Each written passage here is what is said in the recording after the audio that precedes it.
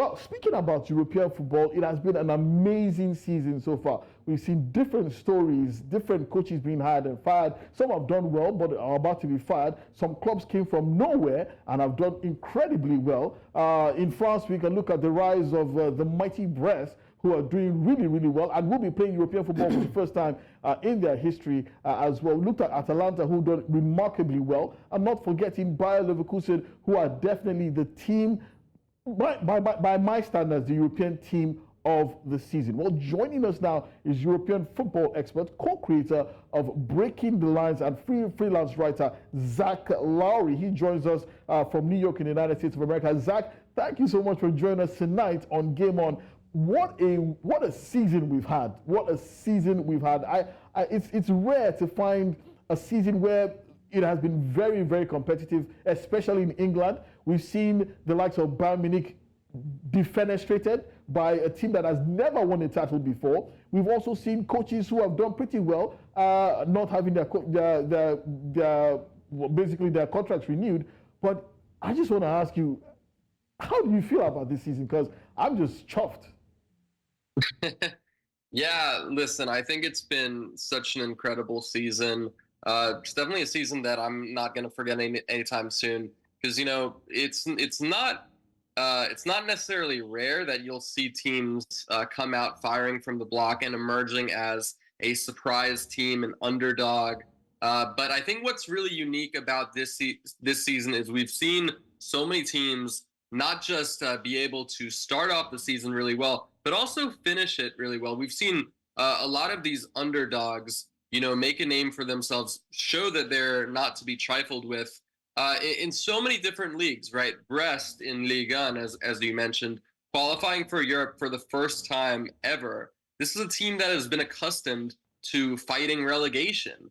Girona playing La Liga football for the fourth time in their history, and yet they are set to finish second in the La Liga table and qualify for the Champions League. They already have qualified for the Champions League. Absolutely incredible. You have so many other examples. Stuttgart, a team that has been really overshadowed by Bayer Leverkusen's perfect season. But the fact is, they've taken Leverkusen down to the wire several times in the league and the cup. They've gone from being in the promotion relegation playoff in the Bundesliga to qualifying for the Champions League in a year. Absolutely incredible. There's also the story of Bologna, right? Returning to the Champions League after, I believe, 60 years. So many incredible stories. And that's not even to mention what's going on in Europe, right? When you look at Olympiacos qualifying for the Europa Conference League final. I don't think many people expected that to happen. At all. I certainly don't think that many people expected Leverkusen or Atalanta to get to the Europa League final. And as for Dortmund, I do think that this is, quite an interesting story. This is a Dortmund side that, in contrast to previous teams with superstars like Bellingham or Haaland or Sancho, right? Like this team, there's no real blockbuster star that you can pin your finger on. But this is just really a well-organized team that, despite its domestic woes, despite the fact that it's going to finish outside the top four, most likely for the first time in 9 years, they've managed to get all the way to Wembley, and they are 90 minutes away from their first European trophy since 1996. So really, so many teams that have shown that they're here to compete, that they're here to win trophies. It's a season that I'm not going to forget anytime soon, that's for sure. Okay, you have a question? All right, Zach, I'm big on tactics. I love tactics. And then this season, we've seen that the three at the back seems to be a prominent formation for successful teams this season. I'm talking about Internazionale. I'm talking about Bayer Leverkusen. If we're speaking about the Arsenals and the Manchester Cities as well, when they start their build-up play is with the three at the back as well. Do you think this formation is one that is going to probably revolutionize football again? Or is it just, should I say, just temporary? I think, you make a really interesting point. I don't think that it's necessarily going to have a chokehold on European football, because I think there will always be teams that will want to go with a 4-2-3-1 or a 4-3-3 or a 4-3-2-1. But I do think that the back three has really become more of a ubiquitous formation in recent years. And I think that one crucial turning point in that was the success of Antonio Conte's Chelsea. I think after you saw that Chelsea team win the title at a canter, we saw a lot more teams like Tottenham, for example, adopt this back three. But yeah, and I think that as well. One thing that this has done is really show that the back three can be an attacking formation. It can allow teams to go on the front foot, to press and play an aggressive attacking style of play. And there's so many examples of that. Inter, they've been dominating Serie A from start to finish with a back three. Bayer Leverkusen, just 4 matches away from an undefeated treble. For my money, the greatest footballing achievement in my lifetime, if they can pull that off. And they've done so with a back three, but a team that is completely fearless, that really shows so much unpredictability and so much dynamism, and allows so many different players to show their skills in the final third. Right, we saw that yesterday in against Roma, where it looked like their undefeated streak was finally going to come to an end, down 2 goals to Roma. And even though Xabi Alonso made a few changes, like, for example, bringing on Josip Stanisic, some people might consider that more of a defensive sub for someone like Alex Grimaldo, and yet it was Stanisic who scored the last-second equalizer for Leverkusen. So what I think that the back three does is it's enabling these teams to maintain a balance, but also get numbers forward, and make sure that their opponent is going to remain on the front foot. I do think there's a very good chance we'll see more teams trying out a back three. May perhaps not necessarily going for it full time, but I think there are so many teams that are pulling off success. We haven't even mentioned Sporting. Sporting have won their second league Atalanta title as in well. 4 years. Atalanta, of course. So many teams that are showing that a back three can be an effective organized tactic. So yeah, I do think there's a very good chance we'll see more teams adopt this as time goes by.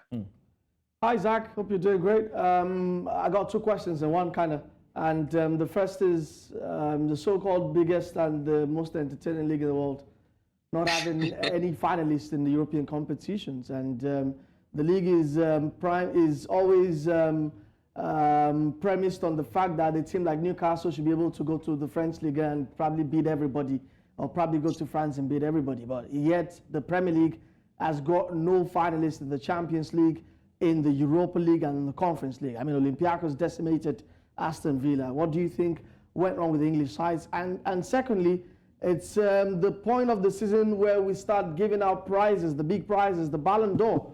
Who are your front runners? I think it's narrowing down, but we know we still have the Euros, we have the Copa America also in view. There's the Champions League final as well. But who do you think is winning the Ballon d'Or this season? So to start off with the second question, the Ballon d'Or, I think that it is kind of narrowing down to a list of candidates.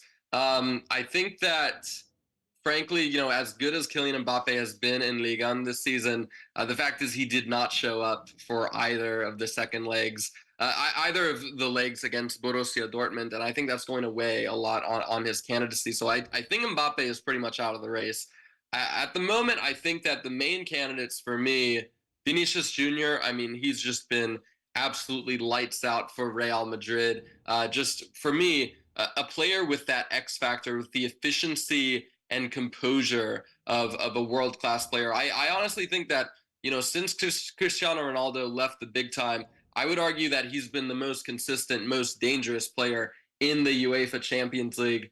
So I think it's probably between Vinicius Jr. and Jude Bellingham. You can't ignore the fact that this is an insane season for a player who's playing really in a super club for the first time. I don't want to disrespect either Birmingham City or Borussia Dortmund, but making the step up to a team like Real Madrid and delivering on a consistent basis, racking up a ridiculous amount of goals from an attacking midfield position. Yeah. It's incredible. Scoring those 2 extra time winners against Barcelona, and also showing that he can be a really effective player even when he's not scoring. I think that's definitely going to bode in his favor. So I think that the Euros and the Copa America are definitely going to play into this. If Bellingham can, put an end to England's drought, if Vinicius can can win the Copa America title back from Argentina. I think these are all factors that are going to be decisive for them. And I think as well, another player who I wouldn't necessarily write off, Florian Wirtz. You know, there are so many players to pinpoint from this Bayer Leverkusen team.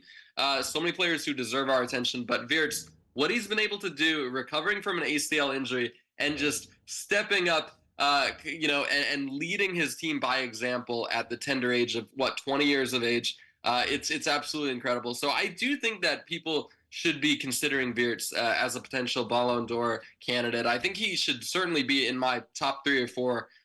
What he's done this season is absolutely incredible, and I think he's going to have a huge role to play for Germany.